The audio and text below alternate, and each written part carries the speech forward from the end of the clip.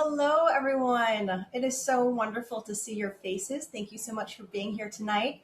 I'm Jessica Green, and together with Reverend Dr. Zena Jacques and Claire Nelson, we welcome you to Courageous Conversations presented by Urban Consulate and Barrington's White House. We're live streaming from Chicagoland. For new friends joining us for the first time, welcome, welcome. As Zena says, you are welcomed here and you are needed here.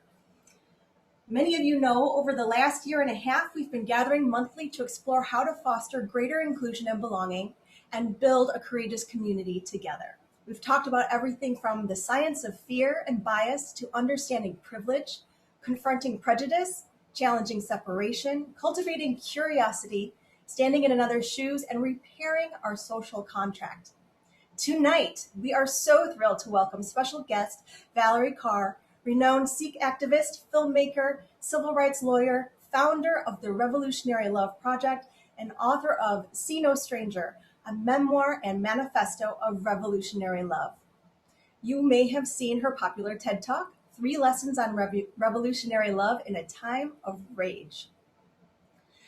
Valerie declares that revolutionary love is the call of our time. And we're going to talk with her about the role of love, anger, and apology as we work to heal and repair the wounds of inequality and injustice so that we may create more inclusive communities. We're especially thrilled to be talking with Valerie about love just before Valentine's Day, which also happens to fittingly be Valerie's birthday. Happy early birthday, Valerie. So how this will flow tonight.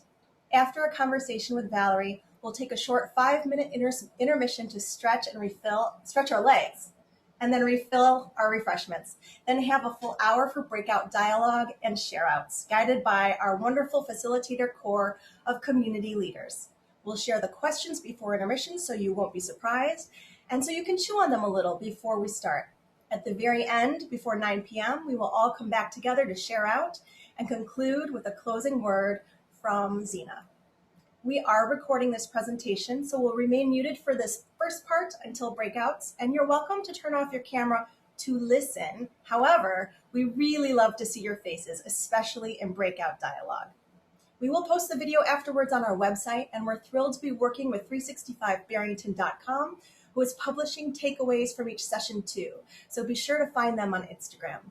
With that, it is my great pleasure to introduce my co-host, dear friend, and beloved pastor of the Community Church of Barrington, Reverend Dr. Zena Jacques. Jessica, thank you. What a joy. What a fabulous opportunity we have this evening. And I hope you were listening to the words of the song that was played, Revolutionary Love. Valerie Carr is friends with Annie DeFranco, and they collaborated and created this piece. Listen, hear these words. I will tend my anger. I will tend my grief. I will achieve safety. I will find relief. I'll show myself mercy. I'll show myself self-respect. I'll decide when I'm ready to forgive, but not forget. I will ask you questions. I will try to understand. And if you give me your story, I will hold it in my hand. Over the 17 months that we have been at Courageous Conversations, at this work of gathering and hearing and listening and transforming, I can think of no better testimony to what we have attempted than the words to that beautiful poem. And as we gather tonight, I want you to hear other words that are Valerie's.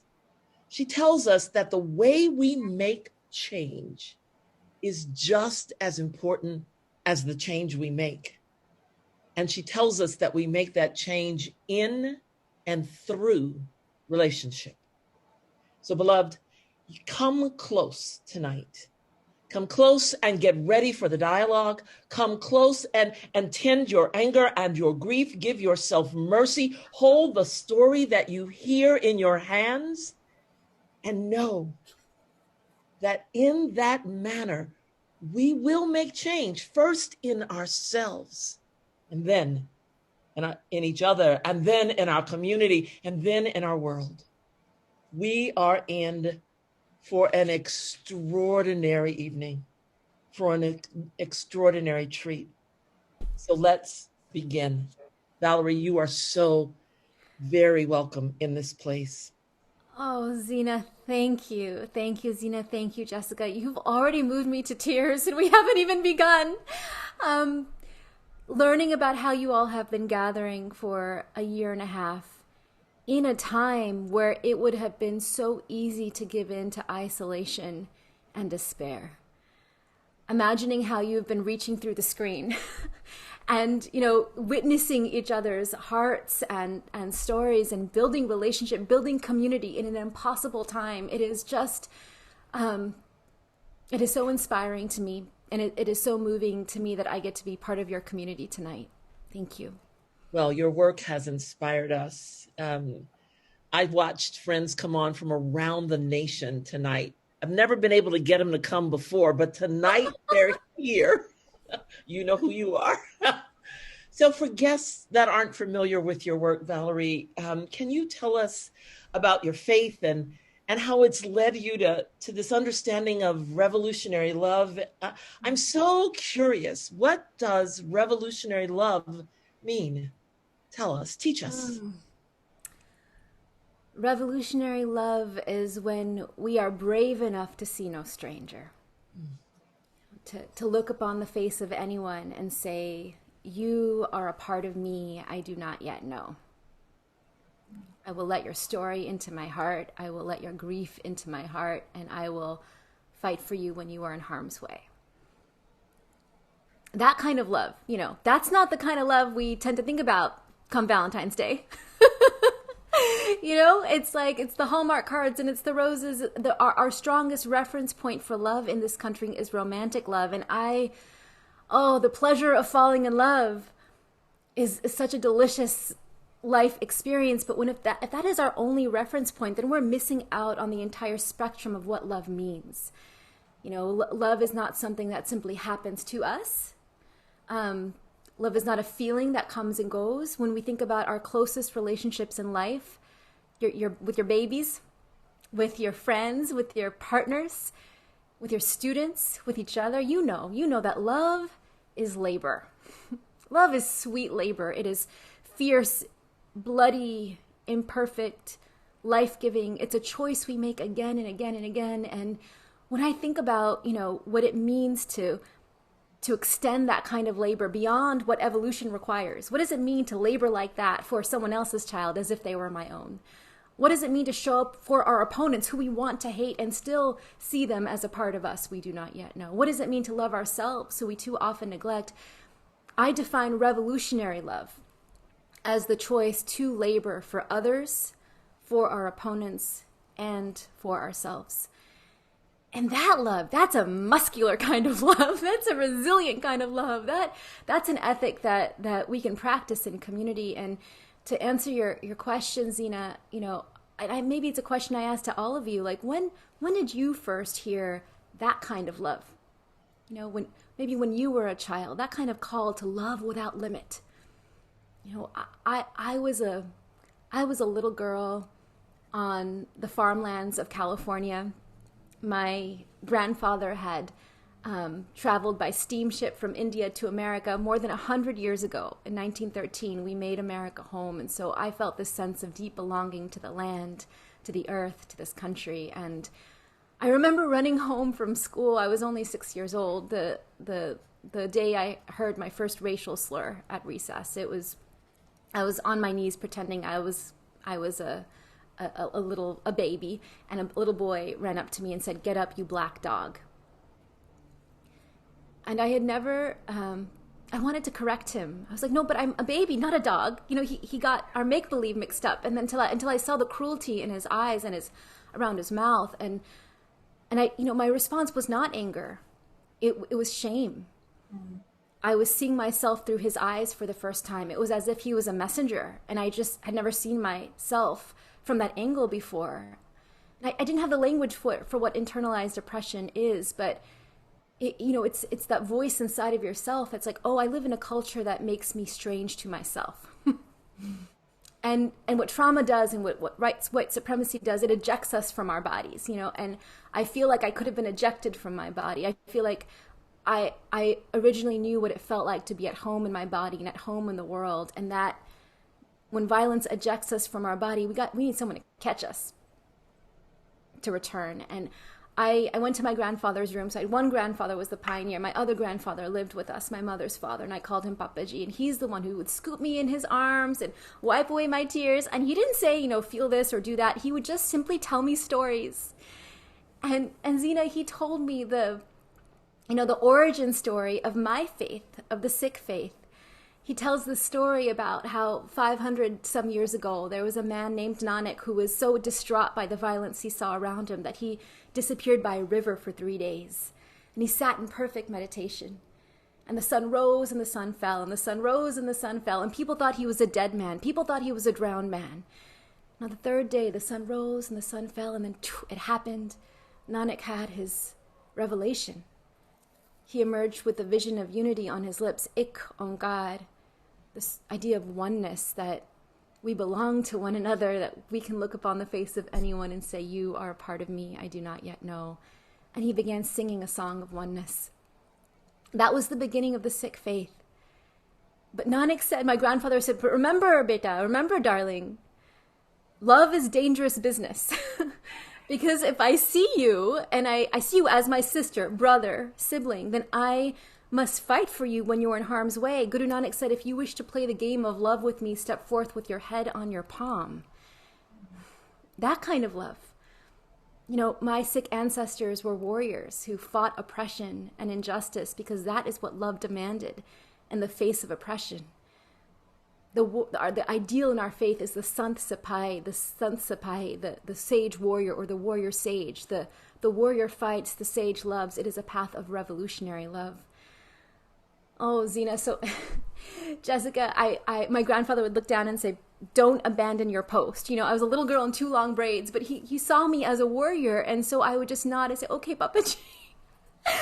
And honestly, my entire life since then has been one long attempt to keep my promise to my grandfather, not to abandon my post. That's so beautiful. Valerie, you talk about revolutionary love as recognizing the part of someone else that you do not yet see in yourself. And that is just something that I feel like we all need to hear so deeply right now. I wonder, as a little girl, when you had that experience, the shame that you felt must have also brought anger. You talk a lot and you write a lot about divine rage. And for me, there's something really beautiful about putting the word divine and rage together. Can you define that for us? You're taking so many terms that I think don't necessarily sit together often, and yet the way you frame them makes them beautiful and makes me think through my own feelings differently. Tell us a little bit more about that, please. It took me a long time to come to it. When I talk about being that little girl, my first response was not rage, it was shame. And every time after that, in the face of the racial slur or even the sexual harassment, it was always shame before anger. And I think as a South Asian American woman, as so many women of color, I had absorbed the lie that the opposite of love was rage. And that I was only as good or as spiritual or as, beloved as my ability to choke down my rage. It was my mother who taught me about divine rage. Many years later, and I tell the story in my books, Stranger, I broke my own silence around a sexual assault. And it was a room full of family members and others, and there were those in the room who said, no, you can't tell this story. And there was my mother who stood between me and the rest of them.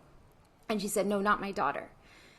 And there was rage in her eyes, roaring inside of her that I had never seen before. And I realized in that moment that my mother was tapping into her rage in order to protect me. Yes. That when we tap into our rage, we access our body's full potential to protect itself, to protect that which we love. And she was modeling for me how I could do it for myself. I was thinking about how too often, as women, girls are taught to suppress their rage, men and boys are conditioned to let their rage explode as a sign of their strength or their power. So the solution is not to suppress it or to let it explode. I have learned that the solution is to process it in safe containers, to dance with it. What does it mean to express that raw, even murderous rage? In our ancestors knew this, right? Indigenous ancestors all around the world, shaking, sweating, drumming, dancing, singing, wailing. We had rituals to process the most intense emotions in our lives. And we can reclaim those rituals now. So what I've begun to understand that my role now is to process my raw rage in safe containers. And then, ask myself, once it's on the outside of me, what is my relationship to this? What information is my rage giving me?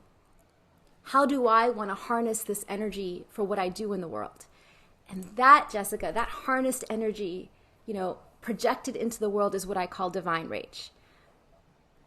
There are so many people who are raised in spiritual traditions who says, but it's supposed to be turned the other cheek. There's no role for anger in our spiritual traditions that teach us about love. And I say we just have to look closer. Think about the rage flashing in the eyes of Jesus when he overturned the tables of the money changers in the temple. Think of the rage of the Hindu goddess Kali, who's the fiercest form of the goddess Durga, who vanquishes demons, but she is revered as a divine mother. I think of Guru Gobind Singh Ji, who's behind me, taking up sword to defend empire, to defend himself against empire, with rage in his eyes. There, when rage is harnessed as divine rage, the aim of divine rage is not vengeance. It is to reorder the world, and to reorder the world in such a way that frees even our opponents. So this is why when I'm talking about revolutionary love, there is a role for rage in love, right? Rage is the force that protects that which we love. So the task, my loves, is to think about how do we dance with it? Audre Lorde says, listen to your rage as a symphony. Dance with it. What does it mean? What information does it carry? And I begin to think of it as this kind of dance. I step away to rage, then I return to wonder and listen to my opponents, and I reimagine solutions together. But I return to listen only when it is safe for me to do so. The first primal thing is to tend your wounds enough so that you are not blinded by your rage in what you decide to do now and next. Can you talk a little bit about safe container and expressing that, your rage in a safe container? I feel like we're living in a time where when we're angry or defensive, we are unproductive in how we are processing it. And oftentimes we see online, quick reaction.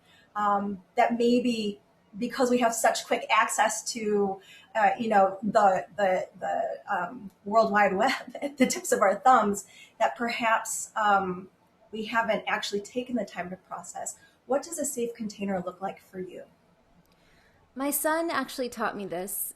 He's 6 years old now, but when he was 3, he would have tantrums. He would just go into rages, and then I would respond with so much rage. I remember holding the door once to make sure that he wasn't going to, break through or explode, and I was feeling rage coursing through my body, and I was feeling so guilty about it. Like, am I a bad mother? Like, how am I loving my son if I'm feeling this? And I was writing my book and exploring rage, and I had access to okay, what information does my rage carry? I want him to be safe. I want us to be safe. All right, how do I need to process my rage? So I've learned to step away. I go into the closet and I throw clothes on the ground. And then I soon discovered I'd have to pick up the clothes afterwards. So instead I've turned to pillows. They're much safer. I will throw the pillows on the ground. And then I'll take a breath, and it's oftentimes the safe containers involve movement of energy. There's something locked here that needs to come out through voice, through movement, through hands, through something that you need to do energetically with your body in order then to breathe through it and then to say, okay, can I wonder about him? I say wonder is the first and primal act of love, of revolutionary love. So can I wonder about him and what he needs? Can that help me return to listen?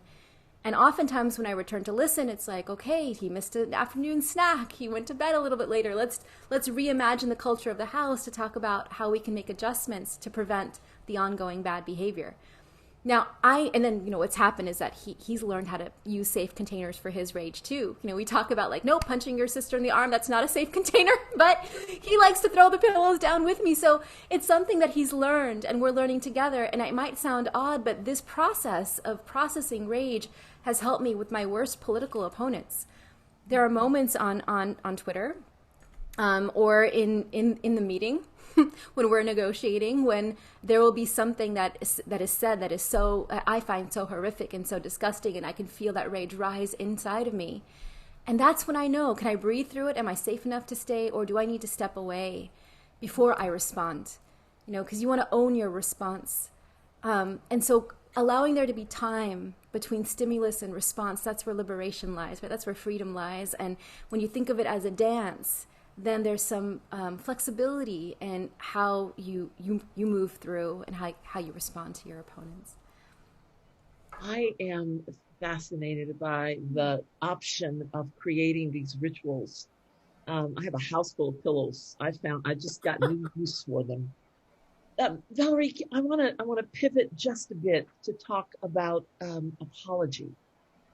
Yeah. You describe with beauty the use of apology in leading toward healing. And I'm struggling right now because I hear the words unity and healing in ways that seem to abrogate a process, like let's find unity, let's heal. And I hear you using apology as a part of a process.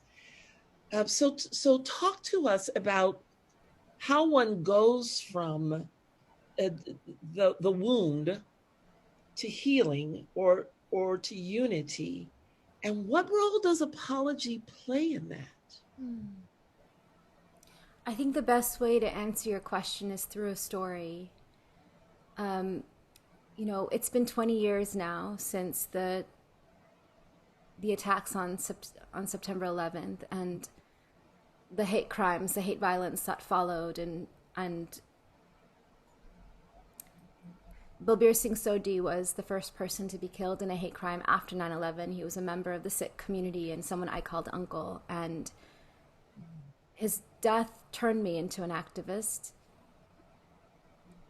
For years, Zina, I couldn't even look at the face of the murderer. I couldn't even say his name. I had so much rage and so much grief to process. And other people needed to love on me, and love on our family, and love on our community for us to process that rage and that grief. With my son, it may take a few minutes. For something like that, it took 15 years.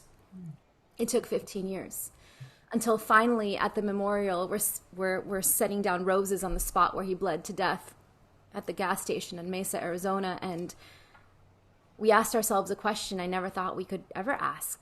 Who have we not yet tried to love?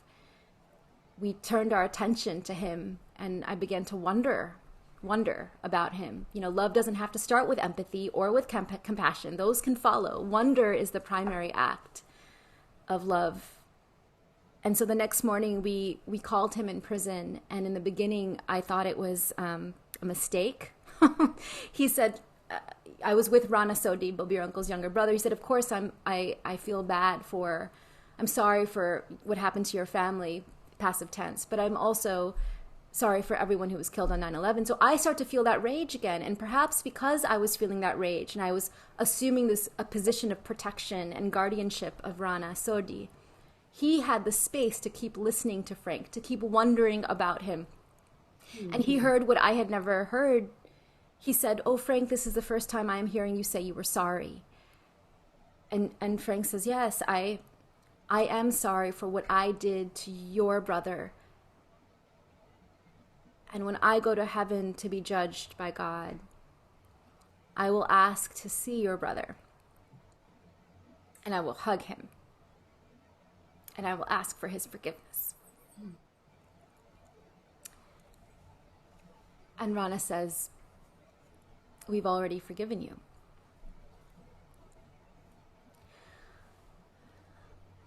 I've learned that forgiveness is not forgetting.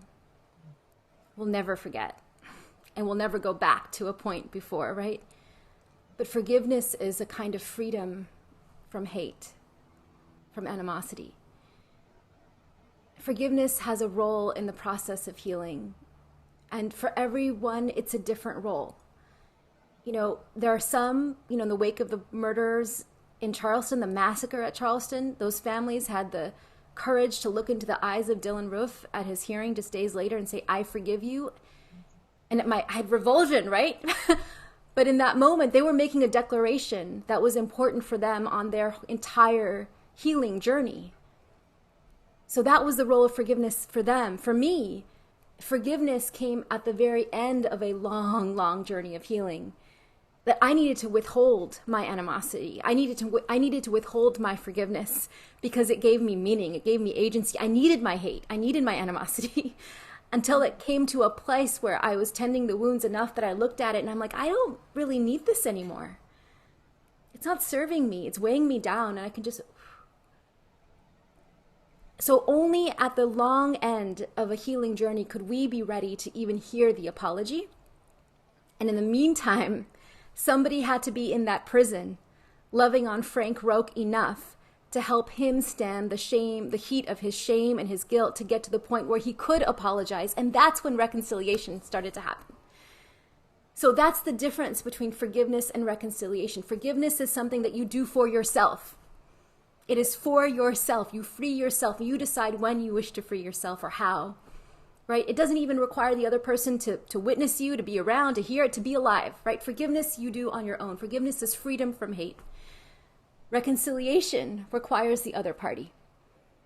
And sometimes reconciliation happens in this lifetime like it happened for us. I mean, now I meet with Frank Roque every few weeks. I'm reading him my book. I'm reading him See No Stranger. The unthinkable, right, became possible because we let ourselves be changed by the journey. For others, that reconciliation may never come. But that's okay. That's okay, because the liberation piece is what is possible, what is attainable, what is within reach for all of us. In the Christian tradition, when you read the word forgive, it means one thing. It means let go. That's all it means. Let go. Is there a cycle to this? Because apology can sometimes come after forgiveness, you just said. And his ability to apologize came after he was loved into that space. Yes. So apology, forgiveness, healing, reconciliation, as I hear you describing it, it is anything other than linear. No, right, correct. So how does one know you're headed in the right direction? Yes. Let me say first that your ability to forgive is not contingent upon their ability to apologize. Yes. You don't need to hear the apology in order to decide to release that you're holding. Mm-hmm. Sometimes, and this is what formerly Eve Ensler, does so beautiful in her book called The Apology. Part of the healing process might be imagining the apology that you never received. And that could be part of what you need to let go, right? But it's an imaginative act that you do within yourself, because when you imagine the apology you never received, you suddenly begin to see that person as a human being and not as a monster who has power over you, who has done the things that they have done out of their own woundedness, who is taking accountability for them, and that's that. But it's not contingent upon anyone else out there. So how do you know? I trust the body. I trust the body. I trust the body. The body knows. There were moments, a year after, 5 years after, 10 years after the murder, where I would think of Frank Roque, and my entire body would it would be like fire in a cage. It would just my throat would get tight, my chest would collapse, my belly. That's information. If you think of an opponent right now and your body activates like that, it's information that your act of revolutionary love is to tend to your own wounds. How can you process more rage? How can you process grief? Who do you need to invite in to be your accomplice to help you in that long, important, brave process of tending to wounds? When you come to a point where you picture an opponent and your body activates a little bit, but there's still some breath, there's still some spaciousness, there's enough space to wonder about them, to wonder, like, why did they do it? Why did they say that? What do they think now? How are they now? That might be information to you that you might be ready to engage in that process of listening to them, listening to your opponents. Mm-hmm. But remember, it's only if you are safe, physically safe, emotionally safe. There's usually a third party when the harm is egregious to be part of that process. And it's another kind of labor, right? That then transitions relationship and community into a new place entirely. Zena, I keep thinking if that we can teach ourselves, in our families, our homes, our schools, our communities to learn how to do this work of forgiveness, apology, reconciliation, perhaps we'll gain a critical mass of wisdom to be able to do this for the country at large. America needs to reconcile with itself. Like, America needs to give apology for atrocities that it has never owned, never recognized. America needs to do the work of promising non-repetition of harm, and that requires nothing less than the courage to reimagine our institutions of power and let those who have been most on the margins lead us through that process, that transition. We have an opening now like never before to begin that process. Reparation, reconciliation, that hard work of reckoning. That means we got to build up resilience and know-how here, right, in order to do it together for the country at large. And I feel that that's the work of the next 25 years. Within 25 years, the number of people of color in this country will exceed the number of white people for the first time since colonization. Mm-hmm. And we're at a crossroads. Will we birth a nation that has never been? A nation made up of other nations, a nation that is truly multiracial, multi-faith, multicultural? Or will we continue to teeter on the brink of civil war in the way that we saw on January 6th with people who are resisting this kind of transition? This task, this responsibility of transitioning the country into the America we dream, that is the work of our generation. That's the work of our lifetime. And each of us has a role in that labor. And the only way we will cross the threshold is if we are leading with love and practicing love and doing it with love, and we can teach each other and hold each other and discern our particular role in that labor. Valerie, you talk about liberation and forgiveness, or liberation in forgiveness, and that it's not dependent on the person who has harmed on being ready to forgive. However, I'm very, very curious to understand, what is the role of accountability in that process? And how does it play out in revolutionary love? You talk about our nation being at the crossroads, the cusp of something great. How do you see accountability, or do you see accountability playing out as we move forward? There is no future without reckoning with the past. There is no reckoning with the past without the hard and necessary work of accountability. I think when we use that word, we too often fall into the trap of thinking that means and looks like punishment only. Our imagination has been shaped by a criminal justice system that relies on an eye for an eye, on punishment, on retribution as the only way that justice looks like. And I think there's a way to lean into and embrace accountability that frees us of that trap, that imagines, communities coming together and those who have been responsible for the harm, taking ownership of the harm, making sure that they cannot repeat the harm, beginning that process of self-reflection and self-interrogation, and eventually redemption and transformation. That's community work, and it's possible.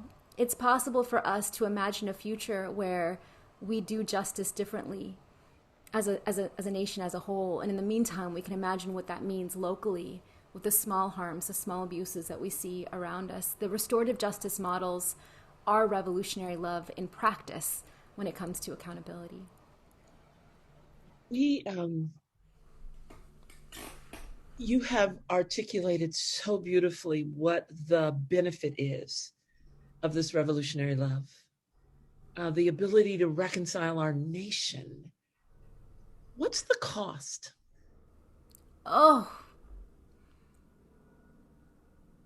everything of how we know ourselves to be. It's painful. You know, on the birthing table, you know, when you're in transition, transition is the stage that precedes the birth of new life. It's a final stage, right? It feels like dying, right? The contractions come so fast. There's barely time to breathe. It feels like dying. You want to give up. You want to say, I can't. And yet that's precisely the moment you have to breathe and you have to push. And then you have to breathe again and you have to push again. And what does that mean? What does transition mean? It means like you are leaving behind a way that you have known yourself to be in order to birth something new life into the world, new possibility, new worlds itself, right? That process is what the United States is undergoing right now. And that is why this is such a painful time. No matter who is in the White House, this time is going to be convulsive and painful because the way that America has known itself to be is a nation that has relied on the myth of white supremacy and on hierarchies of human value. Mm-hmm. Hierarchies of human value are every institution in this country was founded on that kind of hierarchy.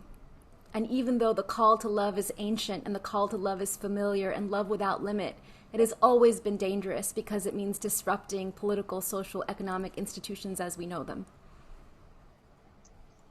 So, are we willing as a collective and are we willing as individuals to shed ways that we have been accustomed to, fallen into, the privilege that has blinded us, the habits that we have just like, this is just who I am, or how am I willing to open myself to a process of transformation?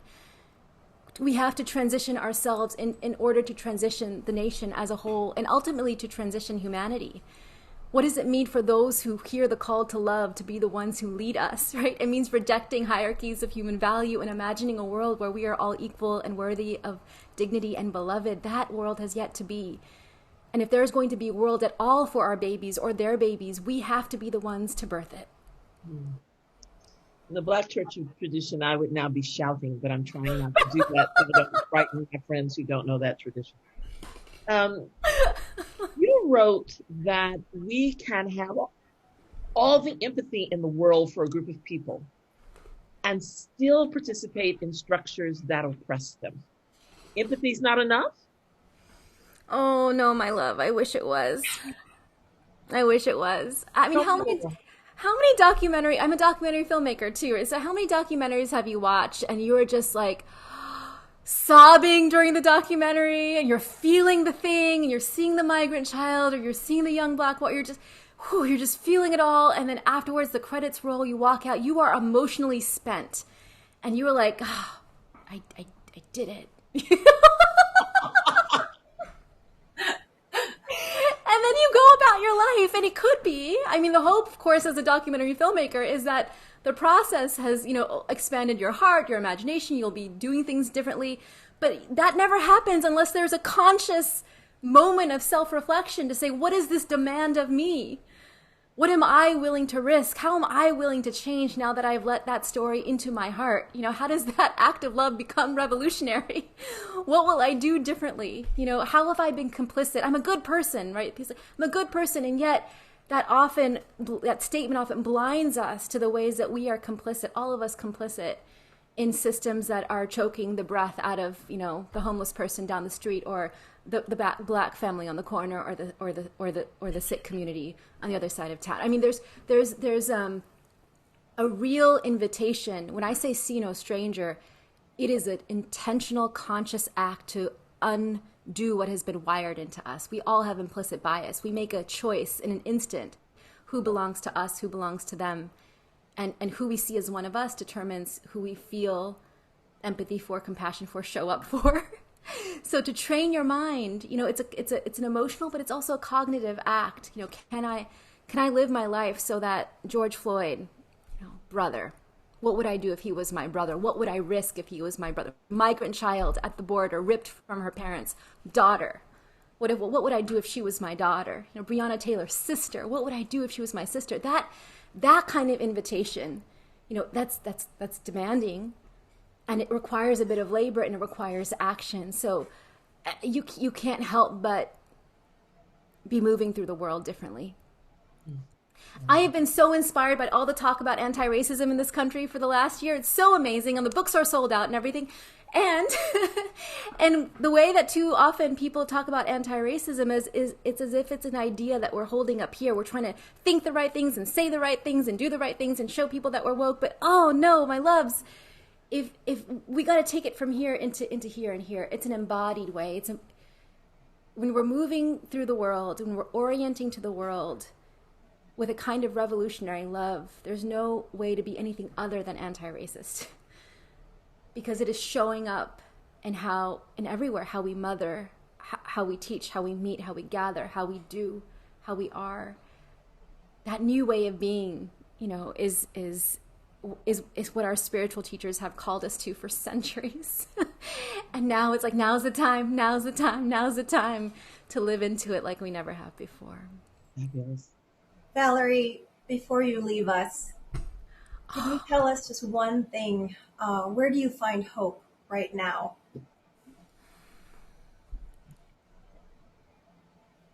I have to say two things because I want to be sure. Is that okay? Can I say one thing and then I'll answer your beautiful question about hope? Of course. I just want to be very clear for those listening who are like, she's talking about loving one's opponents. That's really hard. And this is what I wish to say to you. If you are someone who has a knee on your neck right now, it's not necessarily your role to look up at your opponent and try to wonder about them or listen to them or love them. Your role, my love, is to take the next breath. Your role is to let love in, love yourself. That's the act of revolutionary love.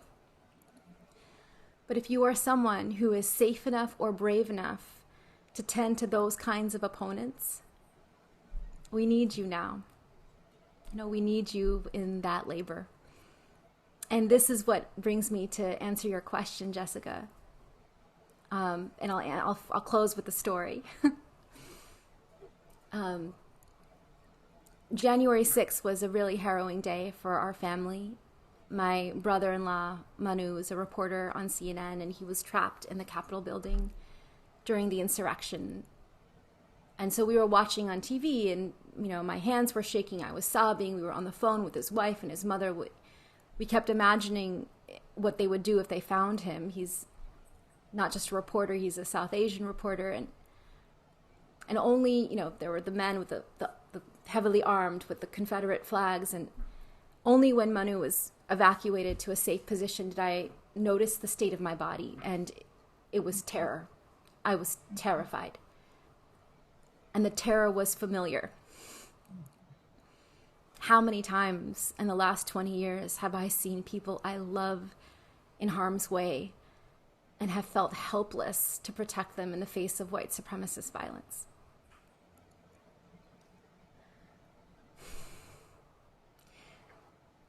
Later that night, I got a call from my friend, my teammate, who helped me build the Revolutionary Love Project. And she said, Valerie, I'm so sorry, but my parents were also at the Capitol building. And I said, oh my God, are they okay? And she's like, no, you don't understand. They were on the outside of the building. So my brother-in-law's on the inside and her parents are on the outside. And in that moment, Dr. King's words that we are all bound together in a single garment of human destiny just... And as much as I wanted to hate them, as much as I wanted to see them as monsters, I had to see them through the eyes of their daughter, who saw them as deeply wounded, deeply misinformed, people whose racial biases had been fed and had been fueled, people who are dangerous to others and to themselves. And I realized that, it might not be my role to tend to those wounds, but it might be hers. It might be hers. What gives me hope, Jessica, is that everyone has a different role in the labor of revolutionary love, in the labor of transitioning this country and this world. And there are more people showing up. I felt lonely for so much of my life as a Sikh American woman, as an activist, just, and now I feel like I want to retire the word activist because there are more and more people who are waking up to the idea that showing up to the labor of healing and reimagining and rebuilding, of grieving and raging and listening and breathing and pushing, that each of us has a role in that. That's what it means to be alive right now on this earth right now, and to be accountable to future generations. For you will be someone's ancestor one day. Just as I summoned my grandfather, they will summon you. They will summon you. And when they summon you, will they, if we get this right, if we lead with love, if we show up, if enough of us keep staying in the labor, then what they will inherit from this time is not our grief, not our trauma, but our bravery. And even our joy. And this is the last thing I'll say. When we labor with revolutionary love, when we labor with love, our labor becomes porous enough to let breath in, right? The midwife doesn't say breathe once and push the rest of the way. She says breathe, my love, and then push, and then breathe again, and then breathe again. When we weave breath into the labor to make this world a more just and beautiful place, then we let joy in. And I have come to believe that laboring for a more just and beautiful world with joy is the meaning of life. Valerie, another of Annie's lyrics is, and I don't want to leave this place. I don't want to leave this place. It's so amazing. Your unchanging love, simply amazing. I don't want to leave this place because of what you have taught and what you've given. But Jess, we are in your hands because we have a next step. Thank you, Valerie. Thank you. Thank you so much. And I will say that my teammate Juliana, I think, is in the chat. And I want to invite her to drop into the chat our learning hub that we just released. And we haven't even announced it yet. So you all are going to get it before anyone else does. And it's about how to put into practice these tools of revolutionary love. It's all available for free. It's all just my offering to you to say thank you. Oh, beautiful. Thank you so much, Valerie. I know that I will be walking away from this conversation with the question of what is my role in this? And I hope others will too. So thank you so much for being with us. We are just so blessed to have you here. It's been such a pleasure. And if we were together, we would all be. So if everyone can just give Valerie a round of applause virtually, that would be wonderful. Thank you so much for spending time with us tonight. Thank you. Oh, I see all your faces. Thank you, thank you, thank you. Well, we're going to move into our next phase of the evening. Before we take a short 5-minute intermission to stretch our legs and refill our drinks, we wanted to share the questions we're going to be discussing together in our breakouts so you can start pondering. Please stay with us. So here they are. Given what we just heard from Valerie, what is coming up for you as important to remember? I know mine is, what is my role? How do you understand the relationship between apology, forgiveness, healing, and reconciliation? I'm going to throw accountability in there too. What in your community do you think needs to be reconciled? Now let's think about how this all leads to accountability. Oh, Claire was ahead of me. In a broader sense, what would accountability look like for our nation to repair past and present wrongs? And can you think of any examples of public acknowledgement, apology, or amends that inspire you? All right, as a reminder, this is our chance for dialogue and not debate. We're listening to understand and practicing curiosity and wonder, as Valerie says, with follow-up questions. We use the 6 grounding virtues we hold from our friends at On Being Civil Conversations and Social Healing Project. That is generous listening, humility, patience, hospitality, adventurous civility, and remembering that words do matter. Okay, we're going to take a 5-minute break, listen for the music to end, to come back, and we will see you soon. Thank you.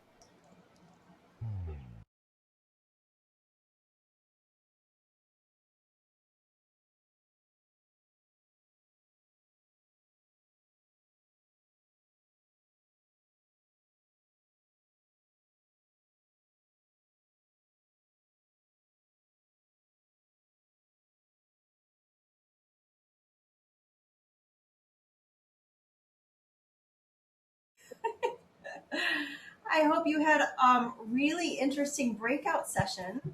I know our room certainly, we were just getting to, I think, some good conversation. It always takes us a while to warm up. So I feel like, maybe we'll have to have a Creative Conversations extended version where we sit and talk for many more hours.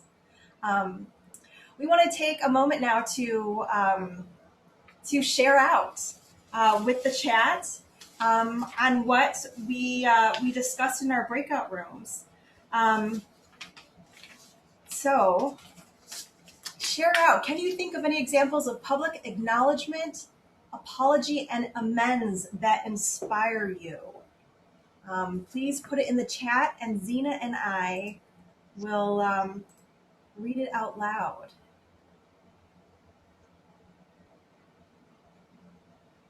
I wonder if anybody else had trouble with this. We started by saying it was hard to think of examples.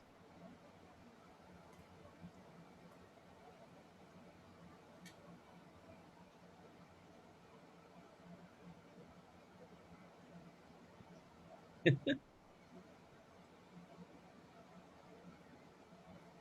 most powerful acknowledgement of amends I know happened when I was at Standing Rock. The veterans named their and their ancestors' atrocities. The elders forgave them in a ceremony. Beautiful. Nate says, I'm sorry, but there hasn't really been enough. Yeah. Beth said, I mentioned the Pope, but it was Jeannie who mentioned the Pope for apologizing for the church's role in the Holocaust. Claire says, we need more reparations. Dagmar, Australian apology to the Aborigines. Leah says, Nelson Mandela forgiving his jailers. Christina, many of us, me particularly, are from the units that have hurt over many years. We came, we fought, we took your land, signed treaties that we broke, stole stuff, and it kept getting worse. Now, we didn't respect you. We polluted your earth. We've hurt you in so many ways, but we've come to say that we are sorry. We are at your service, and we beg you for forgiveness. Carol says, not really public, but I clearly remember a very heartfelt apology from my son when he was about 10 or so. Public to me. I hear you, Carol. Claire said, I always notice when a politician says, I'm sorry. It's so rare. We talked about Dan Phillips in our group. I believe he's from Minnesota. He apologized for his ignorance around white supremacy quite recently. Kimley, I hope I'm pronouncing your name correctly. She said, I haven't witnessed it to a point of inspiration. Fair enough. Bill Clinton apologized for the syphilis experiment. That was the Tuskegee Institute where they infected Black men with syphilis to watch the progression of the disease. Tamara said, Evanston, Illinois is offering reparations to help people of color to become homeowners. Canada's Truth and Reconciliation Commission with their Native American citizens. Stephanie said, John Burge was a detective in Chicago who tortured more than 200 men, mostly Black. As part of their reparations, the story of John Burge and his methods of torture must be taught in Chicago public schools at the 8th and the 10th grades. Julie reminds us that public, honest, authentic examples of public apologies are few and far between. How did it come to be apology is seen as a weakness and not as a sign of strength? Carrie says Tuskegee was a crime against humanity. Yes. Abigail, honest apologies by those with power shouldn't just be a concise, I'm sorry. They should be followed up with action and a commitment to doing better. Brooke says Biden apologized for anti-crime legislation. Yvette reminds us that Germany has atoned for their sins in a much healthier way than America's sweep it under the rug approach. In our group, we talked about the move throughout throughout Europe, Spain, Paris, Vienna, where they are marking with stones and medallions in the street where Jews were annihilated. And in Spain, it was as far back as the 1400s in the Inquisition. Cynthia says Kansas City Star apologized for their historical racist coverage, misrepresentation of Black people. I read that apology. Sam, thank you for putting an exclamation point behind the Holocaust. Carrie suggests we need a national truth and reconciliation commission and a healing process in our communities centered around love and forgiveness. Jean says Roger Goodell apologized to Colin Kaepernick. Yes, he did. The UN apologized for the humanitarian crisis as a result of not sending enough aid to the earthquake. That was at the Haiti earthquake in 2010.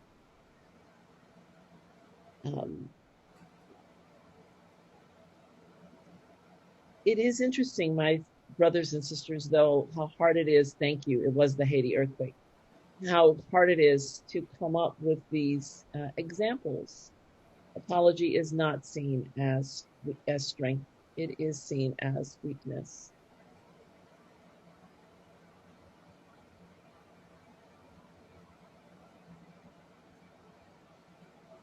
I met this woman at Naima's reparations event who's making personal reparations on behalf of her family.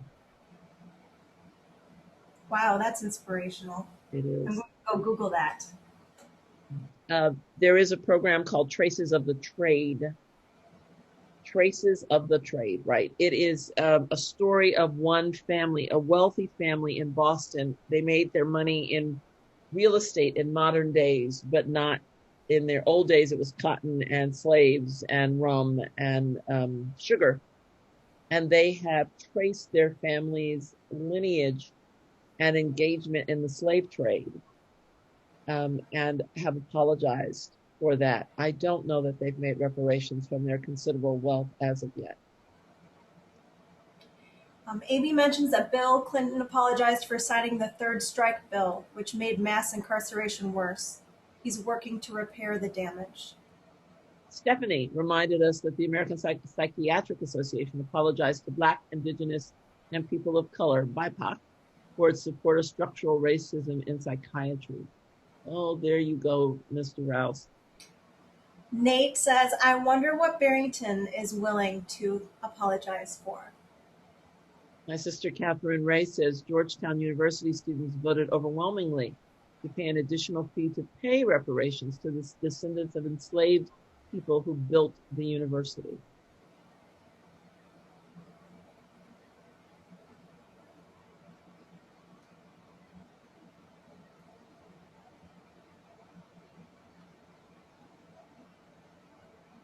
Well, beloved, the power of apology is real. And it may be that we are called, Valerie asked us this evening what we are called to do. I wonder what role apology plays in our individual calls, in my call, in yours, in our communities. Nate's question about what Barrington is needful of an apology may cause us to think about that.